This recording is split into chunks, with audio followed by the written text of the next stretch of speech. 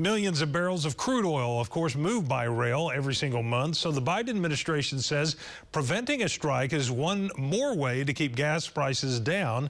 Alex Cameron from our News on 6 Washington Bureau discussed gas prices today with the U.S. Secretary of Energy.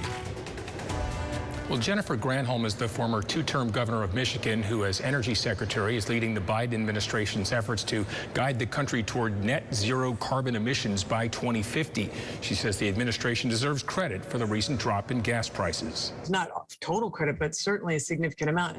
In Oklahoma, AAA says the average price for a gallon of gas went under $3 for the first time since just before Russia invaded Ukraine last February. And Secretary Granholm says that's at least in part due to President Biden's decision to tap the Strategic Petroleum Reserve to make up for the Russian oil that sanctions then took off the market. That release of the Strategic Petroleum Reserve, about 1 million barrels per day, evened out the supply and demand issues so that now we are back to the price that it was below the invasion. Of course, many Oklahomans, and certainly Oklahoma's congressional delegation, say the administration's policies are anti-fossil fuel and are what caused prices to soar in the first place.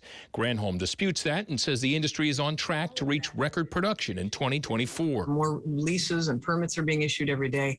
So that is not the case. I know it's a talking point. It is just not true, and the proof is in the production volumes right now. Granholm acknowledges decreased refinery capacity has been a concern, but says more is set to come online. She says the administration sees Oklahoma's diverse energy production and applauds it because ultimately, she says, that will reduce costs for all Americans. I don't know that that has a blue stripe or a red stripe. I think anybody in leadership should be looking at ways to ease the burden for everyday citizens, and I hope that folks in Oklahoma can see that too. In our Washington Bureau, I'm Oklahoma's own Alex Cameron.